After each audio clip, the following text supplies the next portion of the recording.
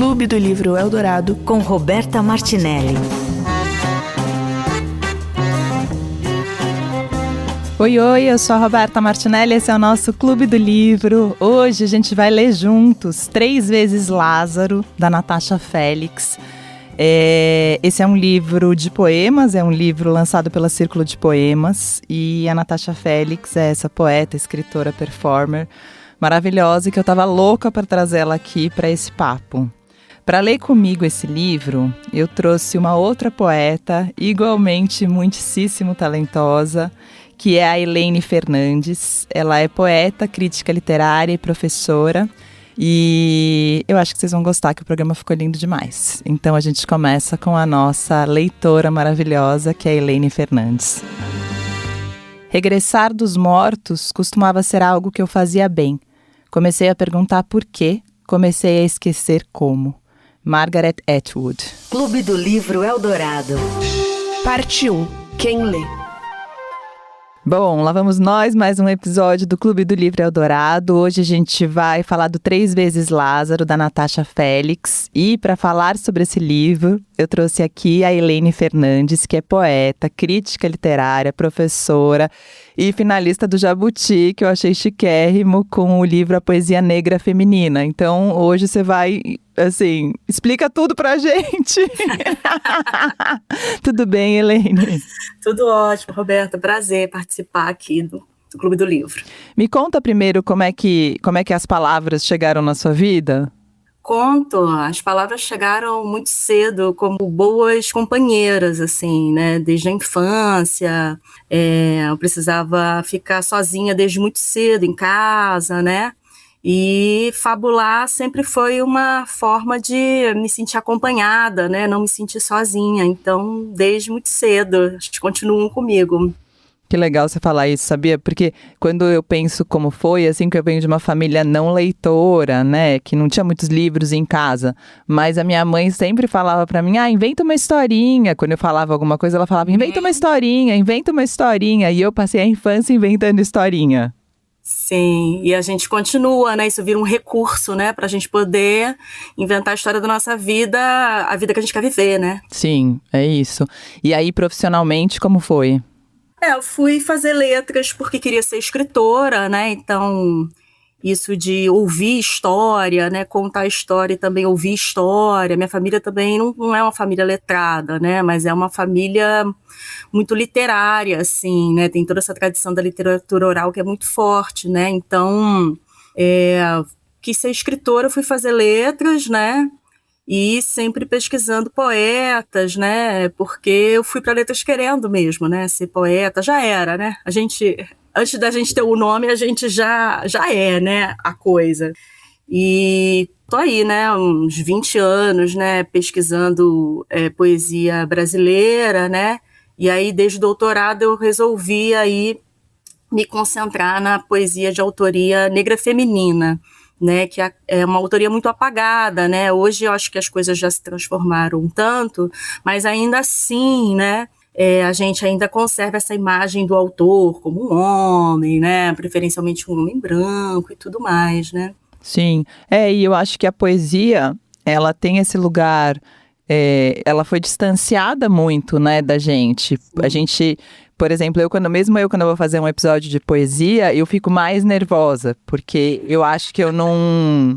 Sabe, eu acho que eu não posso falar de poesia, sabe? Me dá mais medo de falar de poesia. Sim, a poesia ela não entrega fácil o sentido, né? A poesia ela exige de quem lê uma parceria, né? É isso, né? Poesia não é uma coisa para ser explicada, né? Poesia é alguma coisa para você criar com ela, né? Então, isso coloca quem tá lendo também num lugar, assim, de atividade que às vezes deixa a gente meio tremendo na base, né? Sim, sim. Quando falam isso, né? Eu tava lendo a Natasha Felix, e aí, o que você achou? Sabe? Eu acho difícil explicar, que nem... Acho que em prosa eu também tenho isso, quando falam sobre o que é o livro, entendeu? É difícil explicar sobre o que são as coisas, né? Você consegue explicar sobre o que é Três Vezes Lázaro? Tipo, eu vejo tem esse personagem, né, que é um personagem bíblico que aparece na poesia dela, né? Uhum. Mas sobre o que é? Sim, eu criei uma leitura, né? Mas acho que de primeira é importante considerar que é um livro que não se deixa ler facilmente. Eu acho que isso é um ponto extremamente importante para ler esse livro. Ele é um livro que produz uma resistência à interpretação, né? Então, eu acho que esse efeito de você não conseguir falar sobre ele faz parte do livro, né?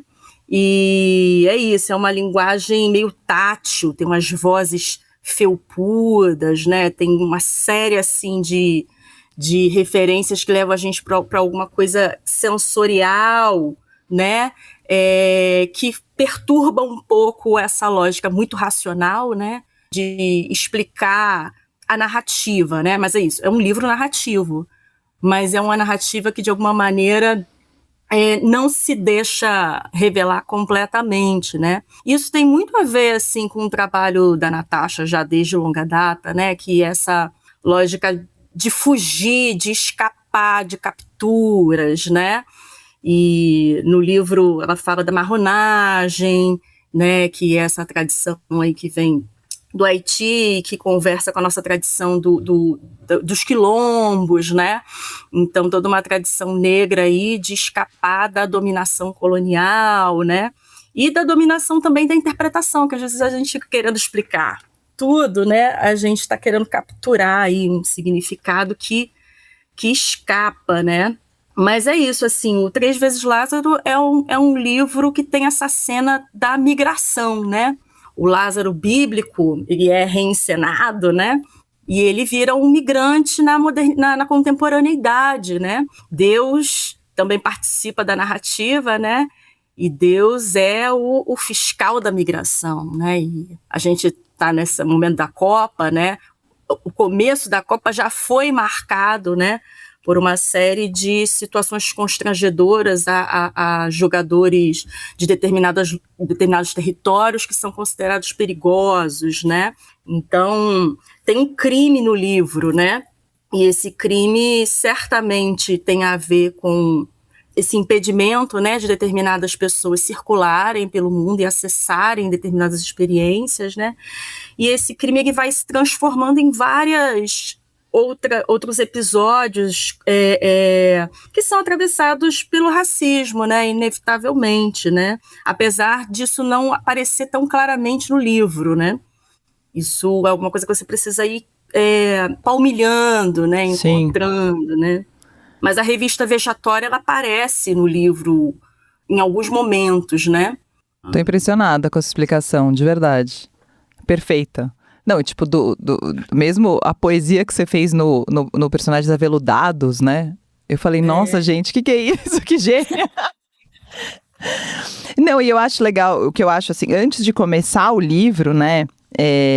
Ele tem a epígrafe, aí depois tem criaturas, que aí aparece essa descrição quase como se fosse uma dramaturgia que aparecem os personagens inicialmente, né? Aí tá aí Lázaro, o imigrante com os olhos cravados na fronteira. Os fungos, que são as vozes que ocupam a cabeça e a pele de Lázaro. O fiscal da imigração, Deus e sua impaciência. A dramaturga, quem distribui as cartas do jogo. A velha, aquela responsável por acordar os mortos. E a faca tem boas ideias.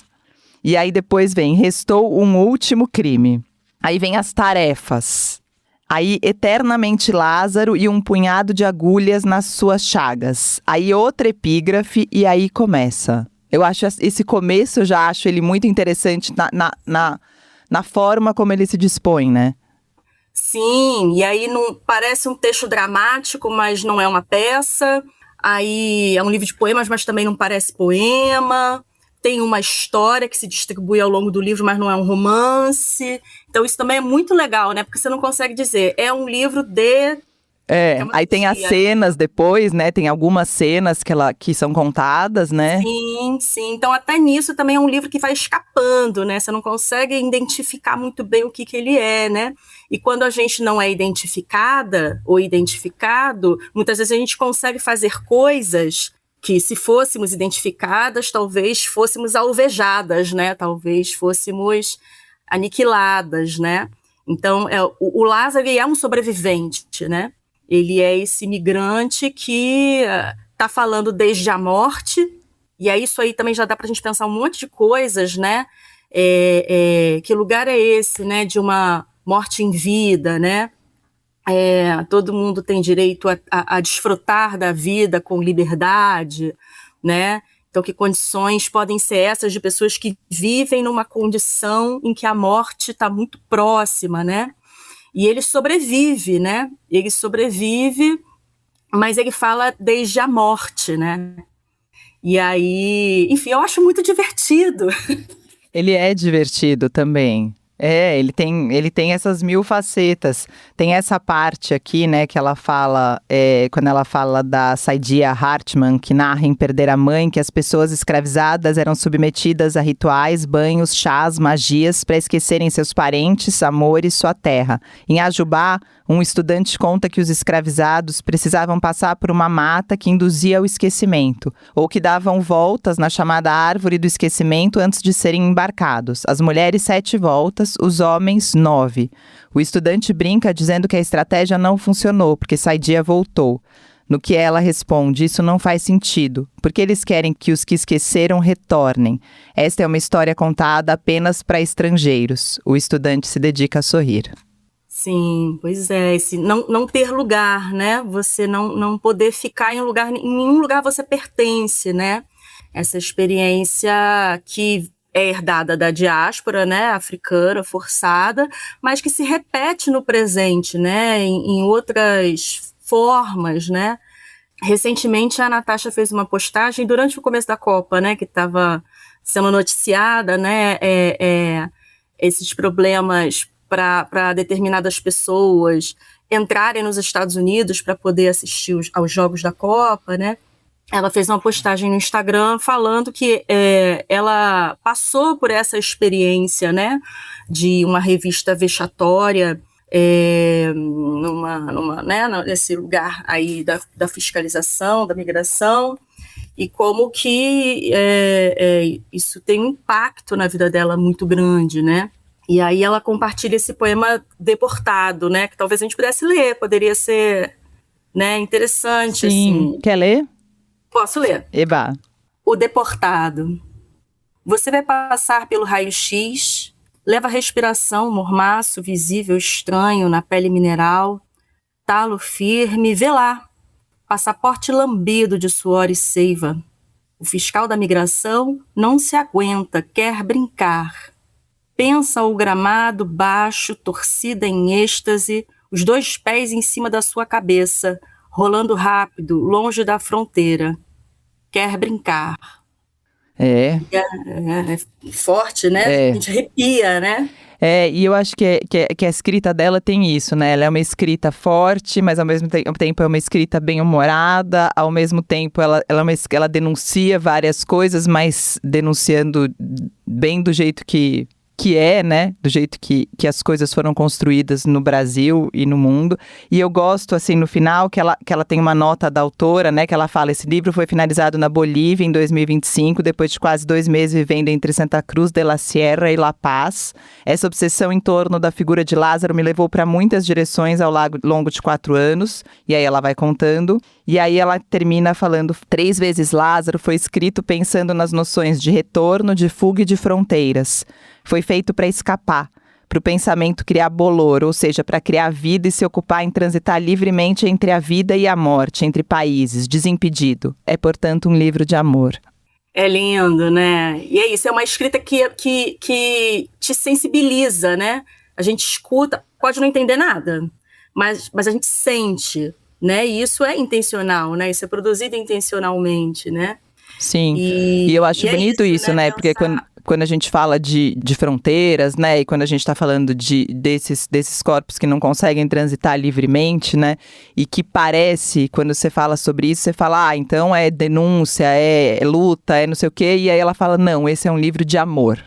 Isso. Porque é amor, né? O que faz circular livremente nesse lugar também é o amor, é a poesia, né? Sim, a vida, né? E aí também escapa dos estereótipos, né? Que a gente sabe que estão ali colocando a literatura, né?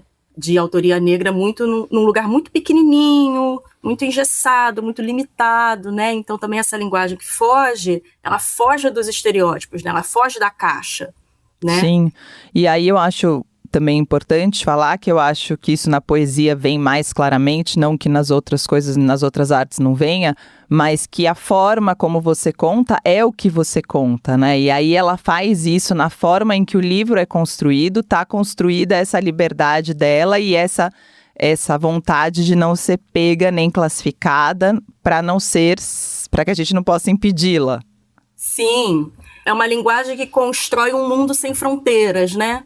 Não tem fronteira entre gêneros, não tem fronteira entre a escritora, a dramaturga e quem lê também, né? Porque a gente a gente é chamada para participar dessa cena, né? A gente tem função nessa cena, né? A gente é realmente chamado para participar, né?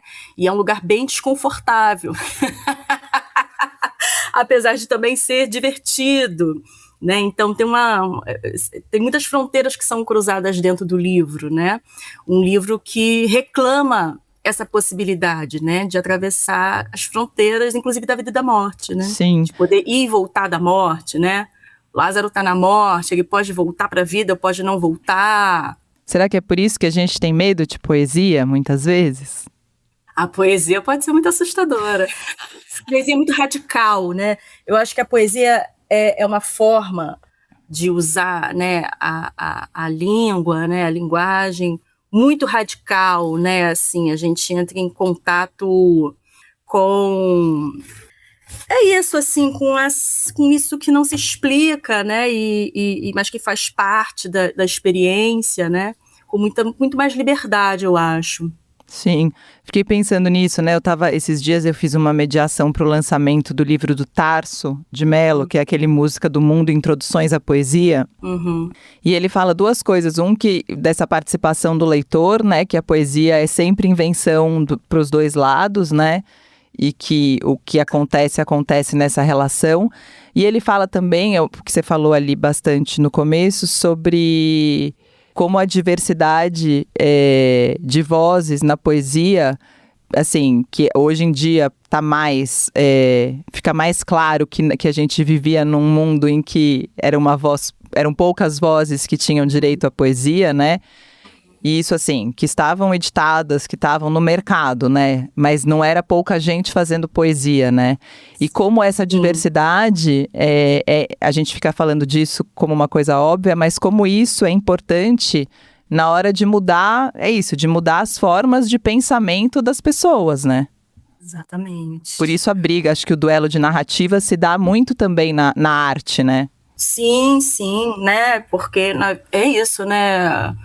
A arte, ela forma imaginários, né? Então, está disputando qual é o sentido do real, qual é o sentido da vida, né? O que deve ser desejado, né? Então, a gente está criando desejos, né? E realidades também, né? Através da arte, da literatura. E dependendo de quem vai fazer essa arte ou essa literatura, a gente vai ter perspectivas de mundo muito diferentes, realidades muito diferentes, né? E eu acho que através da literatura de autoria negra, né? A gente tem uma outra imagem de Brasil, é uma outra história do Brasil que é contada, né? Uma outra experiência que muitas vezes não se quer ver, né? Sim. Eu vou ler mais um trechinho aqui que eu gosto, que é esse aqui. Vesti meus 2 pés, os únicos, os insuficientes, e caminhei furiosa. Esta é a história que vamos contar. Sim. Vê se isso não é assustador, né? Uma mulher negra, jovem, uma dramaturga que está nesse lugar da fúria, né? Que vai caminhar com fúria, né? Que geralmente é um sentimento muito interditado para mulheres negras, né? Ou muito estereotipado, né?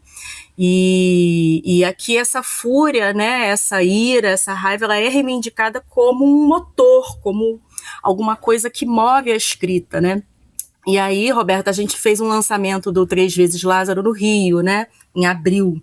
E aí eu fiz essa pergunta para a Natasha, né, sobre a raiva, né, que ela aparece em vários lugares. Tem um momento que, deixa eu ver se eu acho aqui. Agora que eu vou querer achar, eu não vou encontrar. Achei. Que diz assim, logo no começo do livro: agir com o fígado, a última promessa de Lázaro. E o fígado é o órgão da raiva acumulada, né? Quando o seu fígado está doendo, muitas vezes é esse sentimento que foi reprimido, né? E aí ela falou uma coisa muito interessante. Ela falou assim, não, eu escrevo na raiva. A raiva me movimenta para escrever, né? A raiva me tira do lugar, né? E é isso. Para as mulheres, de uma maneira geral, a raiva é muito interditada, né? Porque se quer que as mulheres sejam dóceis, né? E é muito legal essa virada de chave, né? Para colocar o desejo, né? A ação, né? A agência feminina nesse lugar mais ativo, né? Mais de ímpeto, né? E esse é todo um livro do ímpeto também, né? Sim, e é isso, né? Ela pega essa raiva, né? Que é esse lugar talvez estereotipado e usa como forma de criação, né? E usa como maneira para colocar numa poesia, né? É a raiva na poesia que é tipo, pô, né? Esse livro é um livro de amor, escrito com raiva. É um livro de liberdade, né? E é isso, é um livro de estar junto com outras pessoas, né? Então, ela convoca muita gente para estar nesse espaço de liberdade com ela, né? A gente que está lendo, né? E várias referências que vão aparecendo. Ela fala de muita gente, né? Ela fala por exemplo, isso que a gente estava falando, dessa ideia do jogo, né? Do deportado que está ali como se fosse uma bola sendo jogada pelos fiscais, né? Isso vem de um poema de uma poeta palestina chamada Numa Almassar, que tem um poema chamado Joguinho, né? E que ela fala, né, sobre essa angústia de estar no meio da guerra, né? E aí aparecem os versos dela no poema final do livro, que é o Aqui Você Escuta, né? Ela traz os versos da Muna, ela coloca a Muna para falar junto com ela, né? E aí vem esses versos: quem apaga a guerra dentro de mim e me empresta um pouco de esquecimento, né? Então a gente também, assim, tem essa possibilidade de estar cruzando diferentes pessoas de diferentes lugares no livro, né? Ela chama o Nicanor Parra, que tem um poema para o Lázaro, né? E que é um poema super debochado, né? Em que o Lázaro é convencido a não voltar para a vida porque não vale a pena, a morte é muito mais tranquila. Tem a Estela do Patrocínio, né? Com quem a Natasha fala desde muito tempo, né? É uma das guardiãs da memória da Estela, né? Grace passou, né? Com essa coisa da voz que fala, né? Que invade os corpos. Então isso é muito lindo também, né? Poder trazer a literatura para esse lugar coletivo, né? Sim. Uma festa, né? Sim. Belíssima festa. Elaine, obrigada, foi perfeito. Nossa, muito rápido. É muito rápido. Não, é muito rápido, mas olha, eu vou te falar, é muito, eu fico muito impressionada e acho que não à toa os clubes de leitura têm feito tanto repercussão como conversar com alguém já acrescenta muita coisa na tua leitura inicial, assim, muda tudo. Para mim, assim, foi tipo aula. Que legal. Obrigada. Quero mais. Eu também. Eu vou falar com a Natasha no próximo bloco e a gente vai falar de bastante coisa que você falou. Ai, que bom, que bom. Boa conversa para vocês. Obrigada, querido. Um beijo enorme. Beijo, Roberta. Tchau, tchau. Essa foi a primeira parte do nosso Clube do Livro Eldorado, com Elaine Fernandes lendo Três Vezes Lázaro, da Natasha Félix. E agora é com ela, a poeta e escritora, que eu vou. Clube do Livro Eldorado. Parte 2. Quem escreve? Bom, chegamos aqui na segunda parte do Clube do Livro, agora com ela, a escritora, a poeta Natasha Félix. Estou muito feliz que você está aqui. Sabe que toda vez que eu vou escrever Natasha Félix, eu escrevo Natasha Feliz? Você sabe que eu também faço isso? Quase 30 anos e eu sempre faço isso com meu nome. Mas prazerzão, é um prazerzão estar aqui, Roberto. Salve para todos os leitores, leitoras. Tô muito animada com essa conversa. Eu também tô. Bom, A gente já falou muito de Três Vezes Lázaro na primeira parte. E eu falei pra Elaine que a parte que mais me pega quando eu falo de poesia é que eu tenho medo de não saber falar, sabia? Uhum. E acho que as pessoas têm isso, né, com a poesia. A gente, por mais próximo que vocês, por mais que vocês aproximem da gente, a gente ainda acha que existe um jeito certo. Tem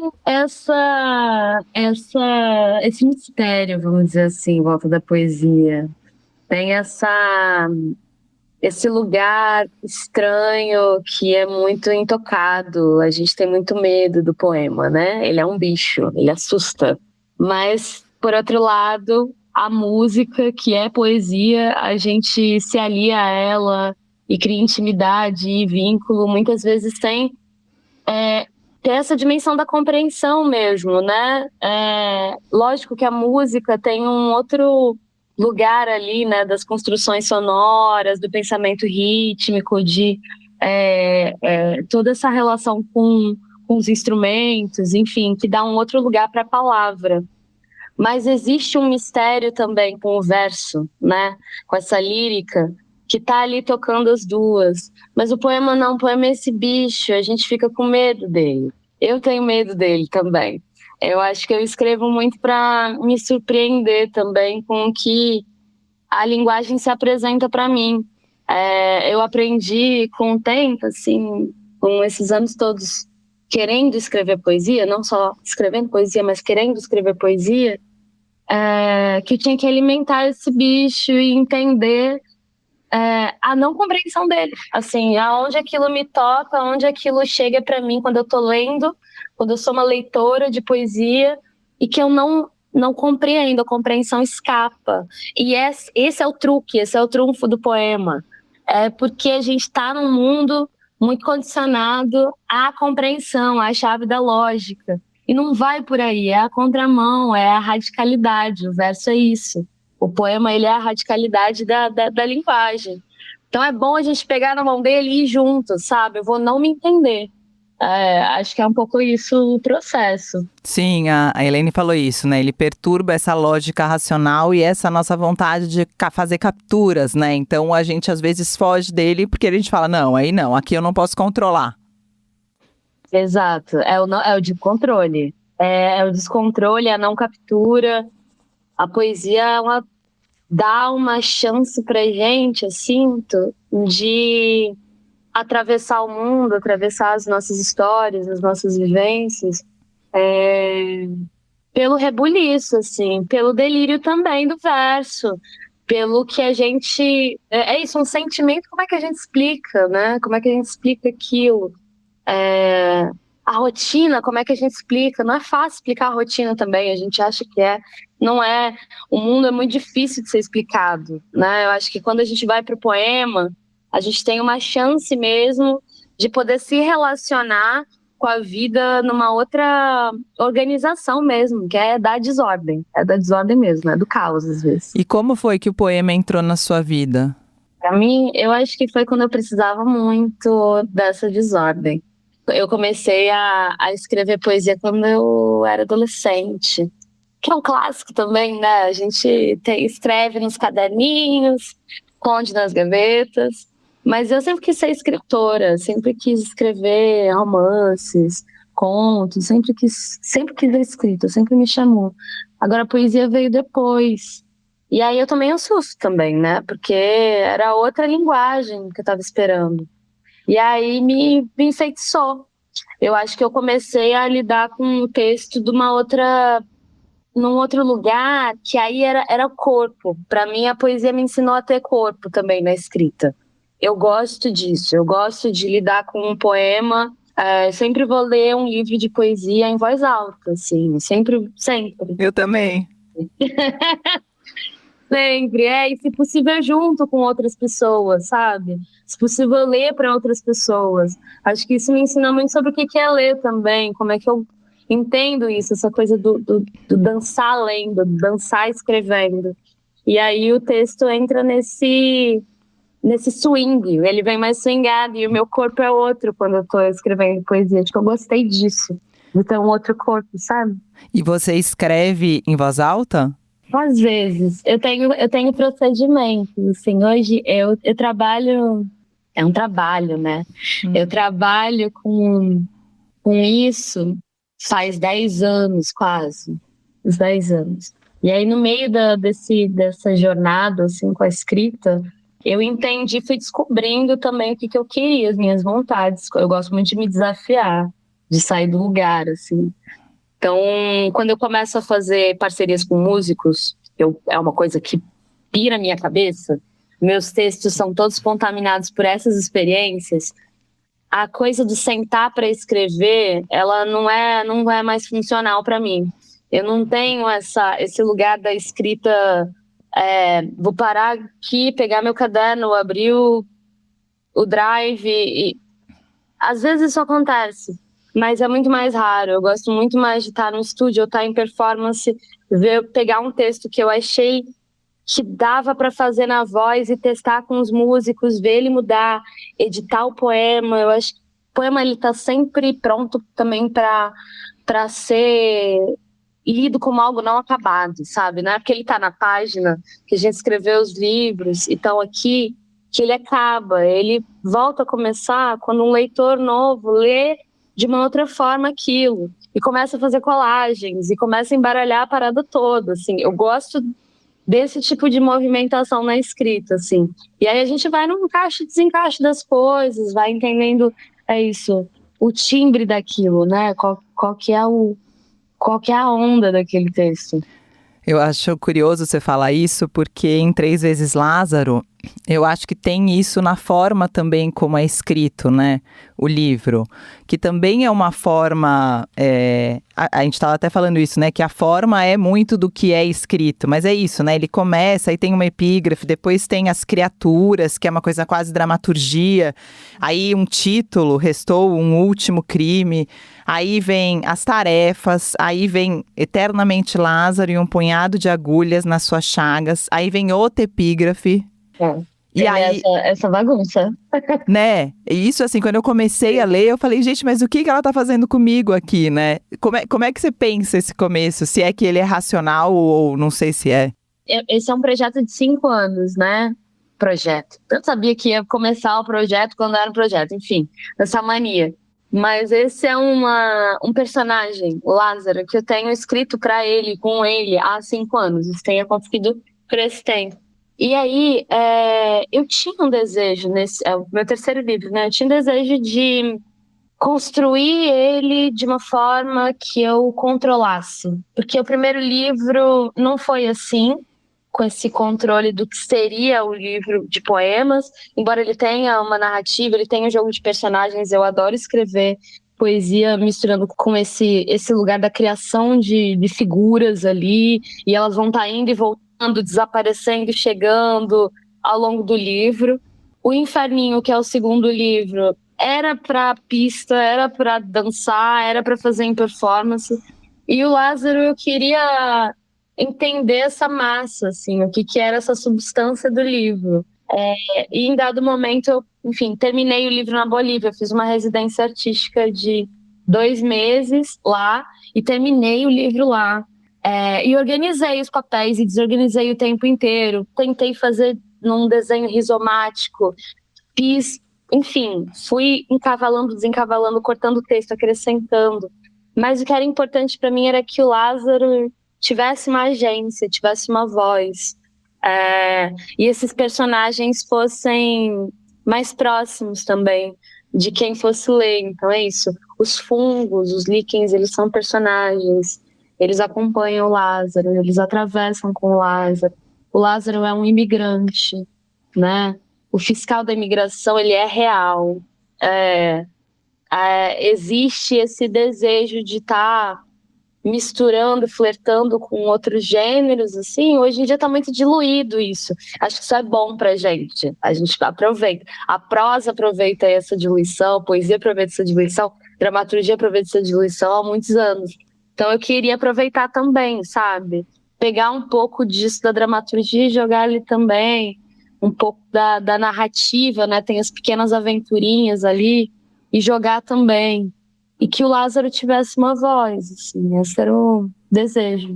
Então, ela falou aí que tem Lázaro, aí tem os fungos, né, que são as vozes da cabeça, né, e também no corpo. E aí tem esse fiscal que é Deus, né? Deus é o fiscal da imigração. Deus é o fiscal da imigração. Bom, e tudo isso, a gente estava até falando, é um tema muito atual, né? É o que a gente, ainda mais falando em imigração, a gente está falando de muito de mundo hoje. Mas tudo isso a partir dessa figura de Lázaro, que fala de um lugar, fala desde a morte, né? Ele fala de vários lugares, ele vai e vem, ele é muito... A forma como você escreve é muito livre, ele é muito livre dentro dessa forma, né? Tem uma liberdade absoluta aqui. Eu até nem tinha reparado nisso, eu reparei agora que eu fui procurar que no final tem notas de leitura e tem um espaço pra gente, né? Tem um espaço para escrever também. O livro é lindo isso, essa edição da Fósfora, essa conversa com o leitor, né? Mas eu tenho uma... Lógico, a referência inicial para o Lázaro é uma referência bíblica, né? Tem a ver com isso. Mas eu queria descortinar isso, não era minha intenção também, era partir daí, né? Eu queria partir dessa história, encarar ela literariamente, porque ela me dizia muito, e eu fui percebendo ao longo desses anos, sobre o que era imigrar. Eu fui criando uma relação com Lázaro que era para tentar entender, inclusive, algumas perspectivas que eu tinha em relação a isso. Então, assim, o Lázaro, ele me mostrou um pouco mais dessa forma de lidar com a fronteira, né? Eu não estou falando exatamente da vida e da morte ali, é a fronteira que me interessa. Como é que ele transita, como é que ele volta? Ele quer voltar? Ele quer passar? O que ele quer fazer? Eu estou tentando escutar ele o tempo todo. Esse meu Lázaro, né, que já é outra coisa. Acho que eu precisei ir juntando, fragmentando vários Lázaros, escolhendo vários Lázaros, que foi o que eu fiz também. Então, fui para os Lázaros bíblicos, mas também do Leonilson, do Nicanor Parra, Lady Lázaros da Silvia Plath. O Lázaro é uma figura muito revisitada, assim, na literatura e na arte, assim. E aí eu fui meio que fazendo um Frankensteinzinho que fosse o que eu estava ouvindo dele. Mas era esse desejo de lidar com a fronteira. Eu passei por uma situação muito ruim numa experiência de viagem internacional há uns anos. E eu fui entender a dimensão disso quando eu finalizei o livro, quando eu entreguei o livro, entendi o que estava ali de ficção e o que estava ali, eu tentando elaborar também o que era aquilo. Que foi uma experiência de revista vexatória no aeroporto, né, na minha chegada. Então é isso, eu sou um corpo racializado, de uma mulher negra, viajando sozinha, num país diferente, como eu fui recebida ali naquele contexto, tendo que dizer o tempo todo que eu estava viajando a trabalho, que eu era poeta, e isso não sendo o suficiente, nada, e passando por essa situação dessa revista vexatória que foi longuíssima, muito traumática, e por muito tempo eu não escrevi sobre isso. Eu acho que no Lázaro eu não escrevi sobre essa experiência, não tem isso, mas ao mesmo tempo tá ali o tempo todo, ela vem de um jeito remixado, vamos dizer assim, ela vem remontada, e eu acho que depois eu entendi que eu tinha um desejo também de lidar com isso, do Lázaro estar lidando com isso, porque eu lidei com isso, porque outras pessoas, milhares, lidam com isso também, né? Sim, e é isso, né? A Helene falou isso, né? Que até perguntou para você no lançamento do Rios sobre escrever com raiva, né? E eu acho forte, porque ela falou que você respondeu que você escrevia com raiva, mas nessa nota da autora, o que me pegou muito foi esse finzinho que você fala que esse é um livro de amor, né?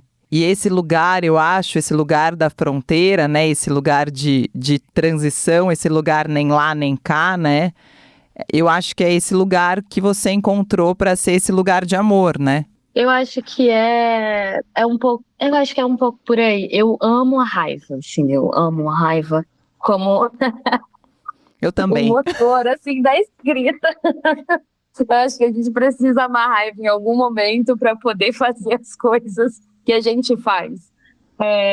Eu tento usar muito ela a meu favor, assim, né?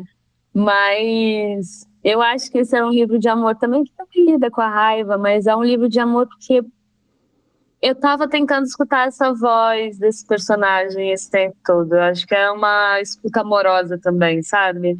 A voz dessa fronteira, que eu não sei qual é também, sabe? Eu falo da fronteira no livro, mas eu não tinha o interesse também de fixar em um lugar específico.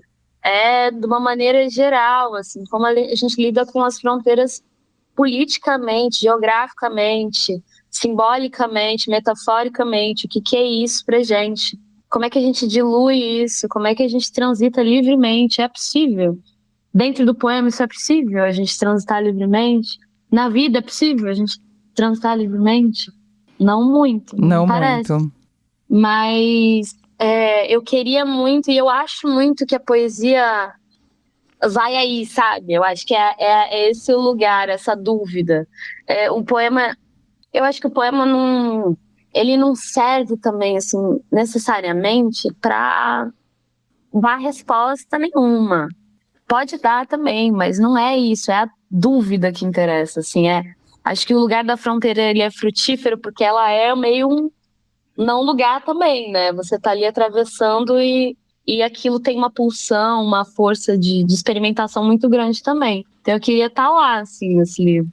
Você sabe que, bom, eu tô falando muito dele hoje, mas que é do Tarso de Mello, mas que eu fiz o lançamento recente com ele sobre o livro dele, né? O Música do Mundo, Introduções à Poesia, e ele fica o livro inteiro buscando esse lugar da poesia, que é esse lugar que você tá falando, que é um lugar de não explicação, né? É um lugar de não tem como definir, é indefinível. Se definir, não é mais poesia, né? Então tem um lugar que é um não lugar mesmo. É muito difícil de encontrar e de falar sobre. E acho que por isso também a gente tem medo de falar sobre poesia, porque é um desafio de como é que se explica o que é inexplicável, né? Eu li o 3 vezes Lázaro, acho que 3 vezes. Não porque você mandou. Agora que eu percebi. Mas acho que eu li umas 3 vezes, em voz alta, né? As 3. E é difícil para mim colocar... Tem essa pergunta básica quando você lê um livro, né? E sobre o que é, né?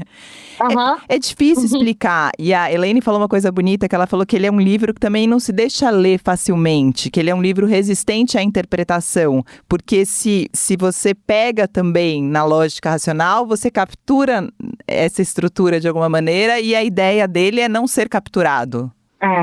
E eu acho também, te ouvindo, assim, o que eu fico pensando é que a não compreensão, às vezes a gente confunde com a não relação, mas a não compreensão, ela pode ser absolutamente relacional.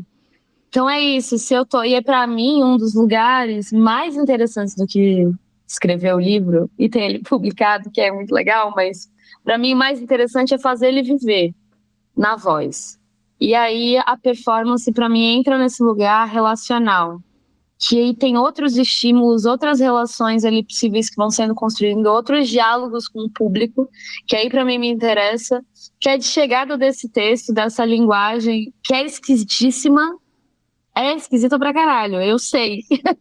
Eu tenho essa dimensão assim na minha cabeça, que pode soar assim, eu também tenho dificuldade de explicar o próprio livro, sabe? Não é Mas eu acho bom essa dificuldade, assim, porque não é que eu não tenho dificuldade na hora de ler e de sentir, assim, é um livro que eu recomendo, mas eu acho difícil na hora de falar sobre, mas falando sobre ele com você e com a Elaine, ele já me cria 1000 novas leituras que na próxima leitura já vai ser diferente. Sim. Bom, às vezes eu falo, é um livro sobre o Lázaro da Bíblia, e as pessoas falam... Uau, minha avó, uau, o Lázaro da Bíblia, que ótimo. Quando ela pegou para ler o livro, devagarzinho, do jeitinho dela, ela falou, mas eu não vi nada de Lázaro da Bíblia aqui, você me prometeu que ia ser o Lázaro da Bíblia. Então, assim, tem uma expectativa que se cria e se frustra também, que eu acho muito interessante. E aí você abre um caminho para encontrar outras coisas. Isso não era nada do que eu estava imaginando. E agora o que a gente faz com isso? Pode achar péssimo. Eu também não tenho nenhum medo disso, assim. Eu acho que, inclusive, é sobre o gesto da leitura isso. A gente acha livros ótimos, livros incríveis, livros que a gente detesta, que a gente não consegue terminar, que a gente fala, não é para mim nesse momento, ou vou tentar depois de um tempo. Não sei. Meu pai é uma pessoa que nunca conseguiu ter o hábito da escrita, da leitura, né, ao longo dos anos, e sempre assistiu, eu e minha mãe, muito leitoras ávidas. Agora, depois dos 55, ele tá lendo Ernaux. Começou assim, se emburacou na literatura, pegou o bonde com a gente e tá terminando no tempo dele os livros. E era o momento dele, ele tentou várias vezes, não rolou, chegou agora. Tá tudo bem, sabe? Sim, meu pai também foi tarde, mas também depois ficou um grande leitor. E é isso, muitos livros deixados para trás. A gente tem isso também, né? Eu acho isso muito lindo na literatura. Os livros deixados para trás, o que fica só um verso. Às vezes você sai de um livro de poema, não sei se você tem essa sensação, mas às vezes eu gosto muito, não do livro inteiro, mas tem um verso, 2 que fica na minha cabeça para sempre. Eu posso não lembrar de mais nada daquele livro, mas aqueles 2 versos vão ficar me acompanhando. Então isso para mim já é o ganho da poesia. Se eu fiquei com aquilo pro meu coração, foi. Sim. A gente sempre termina com música, mas aqui eu acho que eu vou terminar lendo. Posso? Que nervoso. Se me adoecerem e arrancarem 4 dos meus melhores dentes, se martelarem meus joelhos, quebrarem meus ossos, mesmo se alinhavarem a minha boca, se marcarem minhas costas a ferro, deitarem fogo nas palmas das minhas mãos, se fuzilarem meu corpo a queima-roupa, derem fim às minhas digitais, se me derrubarem e jogarem terra nos meus cabelos, mesmo se me conduzirem à vala comum, se me derem por vencida, se me disserem é o fim da linha, fico aqui, exatamente onde estou. Se me disserem mataremos todos os seus mortos, fico aqui, exatamente onde estou, com os mesmos olhos de mosca varejeira, ousada como minha avó. Se me disserem, é dia e ele não será seu, fico aqui, exatamente onde estou, com a mesma fome, herdeira de um deserto, faço questão, passo a minha vez. Que coragem de ler na frente da escritora! Amei. Obrigada. Natasha, obrigada, amei te ler várias vezes, te lerei sempre e quero te ver falando esses poemas. Ai, muito obrigada, agradeço muito, esse espaço, ele é super importante pra gente se relacionar com os leitores, né, a gente tá aí escrevendo, é bom que os livros cheguem, é lindo quando chega assim, com uma mediação, com cuidado, então... Muito obrigada, tá? Obrigada. Vida longa. Obrigada, amor. Um beijo enorme. Valeu, tchau, tchau. Essa foi Natasha Félix, encerrando o nosso Clube do Livro Eldorado de hoje com 3 vezes Lázaro e esse encontro com essas 2 mulheres muito poderosas e maravilhosas. Muito feliz com esse episódio e a gente se encontra no próximo. Até! Você ouviu Clube do Livro Eldorado com Roberta Martinelli.